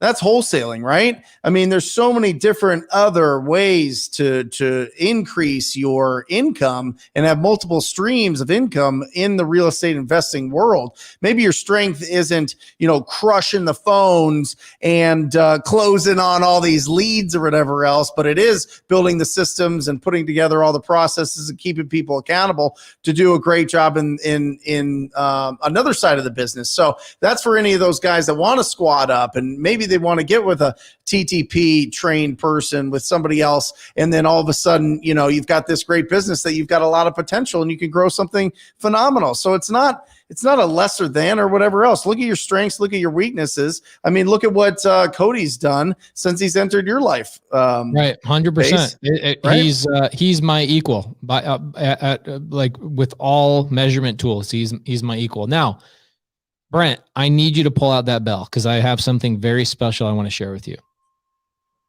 Daryl Ellison, who is one of my sub 2 students, you can see in his comment right here, he says, I'm squatting up on a sub 2 deal with another sub 2 student as we speak. That's not the thing I want you to ring the bell about. Daryl Ellison just quit his job and submitted his final letter to his bosses. I'm leaving and I'm going full-time real estate investor. Ring that bell for our boy Daryl. I told him I get a lot of this. Like you, Jamil, you know, Yui Win. He's unbelievable. He quit his job January 1st. I get people quitting their jobs all the time. I know you guys get this in your mentorships as well. Oh, he's yeah, totally. But Daryl made this post today and said, "Hey, I'm quitting my job. It's, you know, it's a big deal for me and my family. And, you know, thank you for this mentorship. Thank you for everything." And I was like, dude, this is the kind of post that make my year, is that you're finding this business, you're taking action, you're doing deals with each other, and it's giving you the freedom of quitting your job. Like, holy crap. How cool is this freaking business? It's incredible. It's absolutely life-changing, without a doubt. It happened to, I mean, we're 3 prime examples, but beyond that, I mean, it's just every day you get texts. It's phenomenal. I mean, it's an incredibly rewarding business. And just to think that you could do it just based on your sweat, based on your work, based on your enthusiasm. I mean, it's phenomenal. I mean, that the fact that there's properties out there that are in distress and we can go have those conversations. I mean, look at this, 30K. Come on, Royal. TTP. I mean, there's probably a dozen other deals going on, you know. Speaking of a TTP student, so Jared Frankham comes into town, right? Mm-hmm. So Jared Frankham comes into town. I go on a buy appointment with him. That was fun. Then he watched me do Zooms with my students, and it was great. Had a lot of fun with him. He was like, "What's one piece of advice you would give yourself earlier?" Right? And he's an avid note taker. Yeah. And so I did this thing. He sends me a text message, and I'm going to tell you what the advice is, but let me tell you what his follow-up text was 4 or 5 days after he got home. He sends me a text message and he says, "I'm done being a blank McDonald's. It's time to put the signs up so I can sell hamburgers," right? So I give him this analogy. This is the analogy. He goes, "What's the number one piece of advice you would have given yourself, 10 years ago, 5 years ago, whatever?" And I said, have you ever driven down the street and seen a McDonald's without a sign on it saying, "Hey, we sell hamburgers," or the Golden Arches? It's like, no, that'd be dumb. I go, well, I look at your social media. I look at the fact that you don't have a podcast. I look at the fact that you're not on shows and squatting up and all that kind of stuff. And I go, you're a guy that's trying to sell hamburgers, but you don't have a freaking McDonald's sign on your building. How the hell do I know you sell hamburgers and fries, bro? Right? You're like a blank canvas. You need to put some signage on there and let people know what the hell you're doing so I can come in there and buy a hamburger. Right? So you got to get loud. It's one of the things that Brent has done such a phenomenal job with hundreds of people. He's a shining example. Jamil, I look at Jamil now in his social media and I'm like, I text my team. I go, "Yo, Jamil's caught up to us and I think he's surpassing us. His game is strong. He's unbelievable." Bro, I'm learning from you two. Honestly, I knew nothing. Yeah, but you're doing a phenomenal job and it's fun to watch. So guys, my piece of advice for you when you're listening to the show, whether it's on iTunes, Spotify, by the way, shameless plug, give us a good review on iTunes and Spotify, guys. Please give us a good review. We've got 400 people basically watching between all of our live streams and we don't even have 200 good reviews. WTF.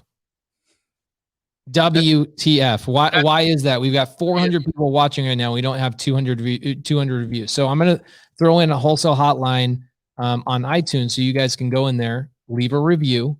All right. Now, here's my advice for you guys as we're leaving. We have 95 ratings. We don't even have 100. Guys, whoever is listening right now, how have you let us do 55 shows for you and all we've gotten is 95 good reviews? Do us a favor, please leave a good review today. We've got 400 people. If only a quarter of you guys, we'd be at 200 reviews. Help us out. So my advice for you guys is let people know what you do. Now, if you have to, create another profile for your family, so your family's not following you. So it'd be something like Pace Morby the Investor, right? Or something along those lines. And I would create a new Instagram and I would start doing outreach and squatting up with people and let people know what you're doing. I want to make a comment about that whole second Instagram or second, here's the thing, right? And you're right, Pace, they could do that. But what's the reason that they do that is because they don't believe in themselves. Mm-hmm. And that's why they make the second one, because they don't want people laughing at them, because they don't want their family to be like, oh, you're a real estate investor now, right? You're also an Uber driver. Good job. They're worried about that. They're worried about the judgment. They're worried about what will people say. Fuck that. Who cares what people say? Be you and put it in your profile, your actual human being profile, where your kids are. You know, when I had to turn the camera on myself and my 42-year-old fat face had to do my first Instagram video and 3 people watched it and my kid said, stop. You know what I said? No, stop watching. If you don't like it, stop watching. I'm going to keep doing it. Anyways, I just had to put that out. And it's amazing that it's amazing the turnaround. Oh, you're posting all these stuff. Oh, who do you? And then it's like, hey, what was that thing that you were talking about? Real estate investing, wholesaling, doing BRRRR strategy. What is all these things? All of a sudden, it's like, here we go. Mm-hmm. Nice. And listen, if people want to ignore you or they don't like it, then just see ya. Who cares? You're going to attract way more people with that honey. And that honey is going out and showing that you love this business. And people will respect that. And if they don't respect it, fuck them. Yeah, tell them to pay your bills. Yeah. I tell people all the time, the only people that you should care about what they think are people that you do business with. That's it. Right? Now, can I be completely wild and be like, I don't care what anybody thinks? No, that's not what we're saying. Like, obviously be a professional. But the only thing you should care about is your ability to build your legacy. Is your family, your brothers, your sisters, your uncles, are they helping you build your children's future? Or are they there always just criticizing at Sunday football while you're watching Sunday football? Stop hanging out with them, right? But do deals with people. Stop trying to sell hamburgers without a sign. Yep. How can you do JV deals? How can a real estate agent, to Jamil's point, This is how I wanted to tie up my advice. Let's say that Jamil goes into what's the current business card of the 2021 and future? What's the current business card? Social media profiles? Yeah. Yep. Your profile. Okay. So let's say that I'm Jamil and I fly into Omaha, Nebraska, and I start calling realtors and I say, hey, my name is Jamil Damji. Don't you guys think? Look at our probate attorney with the dropping the bombs. I love it. I know. Our resident probate attorney. Don't you think they're going to want to look you up? See that you're a real person, that you're doing business, or that you're attempting to do business. You guys need to be documenting the good, the bad, and the ugly, right? Document the good, the bad, and the ugly, and show people that you're in the business. Even if you haven't done a deal yet, show people that you're attempting to get into the business. It is magical what it can do when you actually talk about it. Now, same thing with Brent. Let's say Brent goes to Orlando, Florida, and he starts calling cash buyers and they go, what's your name? He goes, my name is Brent Daniels, or whatever. Don't you think they're going to pull up his Facebook or his Instagram to verify who he is? Guys, show people who the hell you are. Tag Wholesale Hotline on Instagram. Tag Instagram. Go to our Facebook group. Squad up. Utilize all these amazing tools that cost you no money in order to make. I could never imagine how did people. You're cutting out a little bit there, Pace. Can you hear him, Jamil? I can hear him. Yep. Oh, could be a glitch in the matrix. But anyway, guys, you need to be using your name. You guys see that my name is on Instagram. Jamil's name is on Instagram. Brent's name is on Instagram. Start talking about what you're doing. The good, the bad, and the ugly. There you go. You guys, if you don't mind, I just want to, let's plug our shows because we've each got something that we do every day or every week. I'm starting a new comping because I'm seeing just how valuable it is to the community and the marketplace of people needing help comping deals. If you have a deal and you don't know what to offer on it, I know what ARVs you should be, what percentage of ARV you need to be locking up deals across the entire country. I'm bringing that knowledge to my show. It's every Wednesday at 2 p.m. Arizona time. The only place you're going to be able to see it is on my YouTube channel. So if you, excuse me, if you're not subscribed to my YouTube channel, go subscribe and show up Wednesday, 2 p.m. AZ time, straight out of Compton. Emily Vogt and myself, we're going G. Brent, what about you? Yeah, and to warm up that show, 10 o'clock Arizona time, Wednesdays. We have real estate investing with Brent Daniels. That is me. We go bananas. The first 15, 20 minute is all pure instruction, and then it's open to questions from you. And it's a fantastic show. We love it. It's well produced and would love for you to join. So if you do have that fire, make sure that you jump on live to get your questions answered. If not, definitely check out the replay. It'll definitely be worth it. And make sure that you're subscribed to each one of our channels. Hit that subscribe button. It's 3 clicks. Today, make sure that you're subscribed so that you see all of the new videos and the new content that's coming out from Pace Jamil and myself. That way you get that juice in the middle of the day. When you get that, you're like, oh, yes, okay. And maybe it's a short video, maybe it's longer, but it'll give you enough to really keep your momentum going. And you need to surround and be obsessed with this business, because if you do, it's going to open up so many doors for you. The only thing I have to plug right now is please leave us a review on iTunes. We have 400 people watching, guys. Please give us a review on iTunes. It would mean a lot for us. We want more people to watch the show, more people to do business with. We appreciate you guys, and we will see you next week on Wholesale Hotline. Remember the time change. So, guys, this is what I want you guys to do. I want you to come next week, but I want you to bring somebody new with you. I want you to show up to the show, put it on your calendar. Let's do it. 5 o'clock Arizona time is when we go live. So Google it in your area and go find one person in a Facebook group and say, hey, let's watch this together. Let's go drive for dollars together. Let's hang out at a Starbucks together. Let's watch this. Let's get this community to 1,000 people watching this live by the end of the year. That would be my favorite Christmas gift, is we could have 1,000 live viewers. That's a little over double what we got right now. It's not hard. We've had 800 plus people watching this live, depending on the guest, but I would love to get this to 1,000 people. We will see you guys next week on Wholesale Hotline. Thank you guys so much.